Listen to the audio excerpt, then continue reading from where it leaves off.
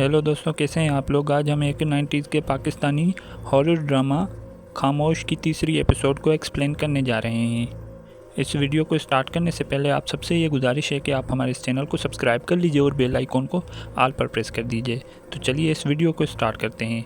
इस एपिसोड के स्टार्ट में हमें ये दिखाया जाता है कि फराज की माँ आसिफ के बाप से बात कर रही होती है और उसे कायनात के बारे में बता रही होती है। वो उसे बताती है कि कायनात को जब चोट लगी तो हमारे बेटे भी वहीं पर मौजूद थे और उन्होंने उससे ये भी कहा कि चलो हम तुम्हें तुम्हारे घर तक छोड़ देते हैं, लेकिन वो उसी लड़के के साथ घर गई। फिर वो उसे कहता है हाँ मुझे आसिफ ने बताया था।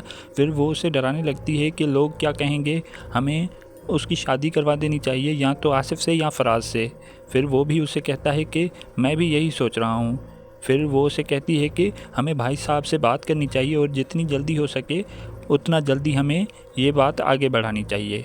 फिर फराज का बाप भी उसका साथ देने के लिए तैयार हो जाता है और वो उसे कहता है कि इस काम में देर कैसी, हम आज ही चलकर भाई साहब से बात करते हैं।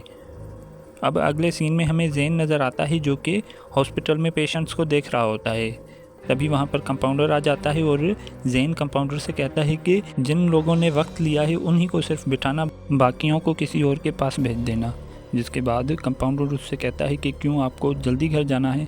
तो ज़ैन उससे कहता है कि हाँ आज मेरी बेटी की सालगिरह है और इसीलिए मुझे जल्दी घर जाना है। तो कंपाउंडर उससे कहता है कि मुबारक हो सर आपको, लेकिन मरीज़ जो हैं वो बुरा मान जाते हैं और भला बुरा कहने लगते हैं। तो वो उसे कहता है कि ठीक है तुम जाओ जाकर अपना काम करो। और अगले सीन में हमें कायनात नज़र आती है, उसके पास उसकी कज़न्स शाइला और मारिया आ जाती हैं। ये लोग उससे बातें करने लगती हैं और दूसरी तरफ हमें ये दिखाया जाता है कि कायनात का चचा और फूफो उसके बाप से उसके रिश्ते की बात करने लगते हैं। वो लोग उससे घुमा फिरा कर बातें कर रहे होते हैं तो वो उनसे पूछता है कि साफ साफ बात करो, क्या कहना चाहते हो। तो वो लोग कायनात की शादी की बात करते हैं और उससे कहते हैं कि आप चाहें तो फराज या आसिफ में से किसी से भी उसकी शादी करवा सकते हैं। तो वो उन्हें कहता है कि इस बारे में मैं अकेले फ़ैसला नहीं कर सकता। तो ये दोनों उसे कहते हैं तो हम भी यहाँ पर हैं, आप अकेले नहीं हैं। तो वो उसे कहता है कि कायनात की मर्ज़ी जानना भी ज़रूरी है, पर मैं फ़िक्रमंद कायनात की तरफ से नहीं, तुम दोनों के बेटों की तरफ से हूँ। हर रोज़ उनकी शिकायतें आती रहती हैं, कभी वो SHO से उलझ पड़ते हैं और कभी वो DO से। तो उसका भाई उसे कहता है कि अभी वो बच्चे हैं, जिम्मेदारी पड़ेगी तो ठीक हो जाएंगे। तो उनका भाई उनसे कहता है कि अच्छा ठीक है, लेकिन कायनात की मर्ज़ी के बगैर मैं कुछ नहीं करूँगा। तो उसकी बहन उससे पूछती है कि कायनात कहाँ है। तो वो उन्हें बताता है कि वो तो कह रही है कि ठीक है, लेकिन वो बिस्तर से उठ ही नहीं रही। फिर उसकी बहन उसे कहती है कि मैं आ गई हूँ ना, अब जब तक वो खेलने कूदने नहीं लग जाएगी तब तक मैं यहाँ से नहीं जाऊँगी। फिर वो उठकर कायनात के पास जाने लगती है।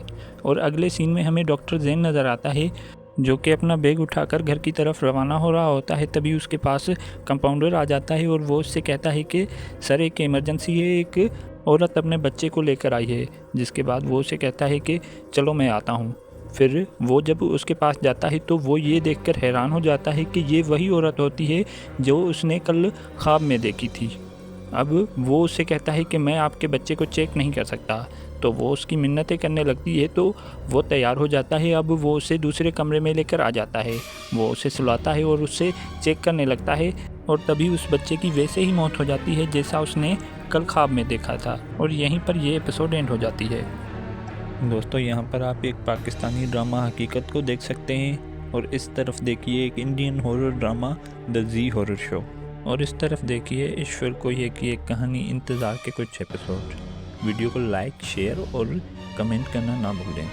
Thanks for watching. और हाँ, चैनल को सब्सक्राइब भी कर देना।